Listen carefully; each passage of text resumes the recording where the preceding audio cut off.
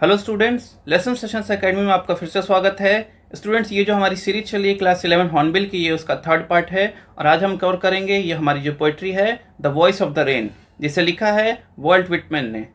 अब vault Whitman की बात आई है तो वॉल्ट व्हिटमैन एक अमेरिकन पोइट थे जो कि बॉर्न हुए थे 31 मई 1819 को और इनकी डेथ हुई थी 26 मार्च 1892 को। और दोस्तों, ये जो पोयम है ये थोड़ी सी टफ है, इसकी लैंग्वेज थोड़ी सी टफ है, लेकिन फिर भी मैं आपको डायरेक्ट ट्रांसलेट करके बताऊंगा। आप इसे चाहे तो नोट कर सकते हैं। आइए स्टार्ट करते हैं। फर्स्ट स्टैंजा है, and who art thou said I to the soft falling shower. यहाँ पे पोइट पूछते हैं गिरते हुए शावर से, यानी बारिश से पूछते हैं। एंड हु आर्ट दो मीन्स तुम कौन हो। यहाँ पे पोइट पूछते हैं तुम कौन हो। उन्होंने गिरती हुई बारिश से पूछा, ए बारिश तुम कौन हो। Which strange to tell gave me an answer as here translated. और जिसे बताना थोड़ा अजीब है, जो जवाब आया जिसे बताना थोड़ा अजीब है, लेकिन बारिश ने मुझे जवाब दिया और उसे मैं यहाँ पर ट्रांसलेट करता हूँ। बारिश ने कहा, I am the poem of the earth said the voice of the rain. Voice of the rain ने कहा कि मैं पोएम हूँ अर्थ की, यानी कि मैं कविता हूँ पृथ्वी की। Eternal I rise impalpable out of the land and the bottomless sea. Impalpable मतलब होता है जिसको छुआ नहीं जा सके, ऐसी चीज जिसको छुआ ना जा सके। तो यहाँ पे बारिश कहती है कि मैं निकलती हूँ जमीन में से, एंड बॉटमलेस सी यानी कि ऐसा सी, बॉटमलेस सी मतलब ऐसा ऐसा समुद्र जिसका कोई अंत नहीं हो। बस ये फ्रेज है और कुछ नहीं। तो इसका कहने का मतलब है कि मैं जमीन से भी निकलती हूँ और ओशन से भी निकलती हूँ। कहने का मतलब ये इवोपरेशन का प्रोसेस बता रही है। यहाँ पे बारिश कैसे होती है, इवोपरेशन से ही होती है।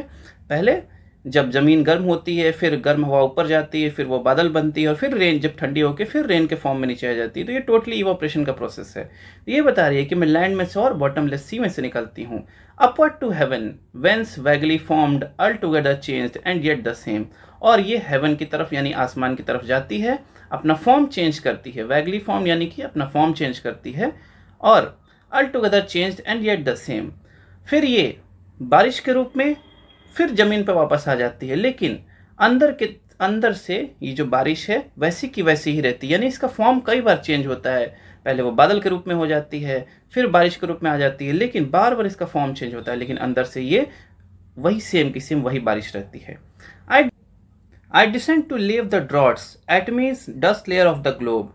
अब यहाँ पे बारिश कहती है कि बारिश के रूप में आके मैं ड्रॉट्स यानी कि सूखा, dust layer of the globe यानी और एटमीज मतलब टाइनी पार्टिकल्स, यानी बारिश के रूप में आके मैं पृथ्वी पर सूखा हटा देती हूँ और जो छोटे छोटे जो भी डस्ट पार्टिकल्स हैं इनको मैं एटमॉस्फेयर से हटा देती हूँ। यानी कहने का मतलब दोस्तों, आप जब भी बारिश देखते हैं, जब भी बारिश आती है तो मौसम पूरी तरह से सुहाना हो जाता है और जो भी टाइनी डस्ट पार्टिकल होते हैं वो पृथ्वी में दब जाते हैं।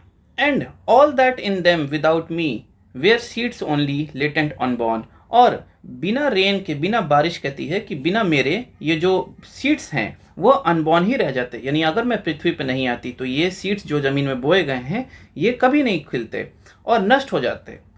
And for ever by day and night I give back life to my own origin.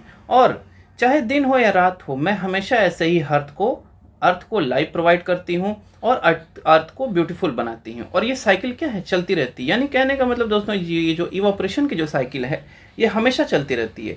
जब भी मौसम गर्म होगा, गर्म हवा ऊपर उठेगी और वो ठंडी होकर वो बादल बनाएगी और बारिश आएगी, फिर वही प्रोसेस चलेगी। आपको ये चीज़ पता है। And make purify and beautify.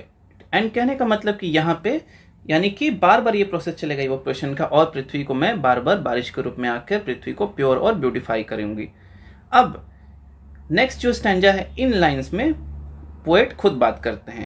For song issuing from its birth place after fulfilment wandering wrecked और unwrecked duly with love returns. अब इन लाइंस में पोएट ये कहते हैं कि पोएट जो हैं, ये जो वॉइस ऑफ द रेन है इसको सॉन्ग से कंपेयर करते हैं। ये वो सॉन्ग है जो इनके दिल से निकलता है। रेक्ट और अनरेक्ट मतलब कोई इसे समझे या ना समझे, ड्यूरी विथ लव रिटर्न्स मीन्स ये सॉन्ग हमेशा उनके हार्ट को प्यूरिफाई करता रहेगा। यानी ये वॉइस ऑफ द रेन एक सॉन्ग की तरह है, कोई इसे समझे या ना समझे ये सॉन्ग हमेशा उनके हार्ट को प्यूरिफाई करता रहेगा।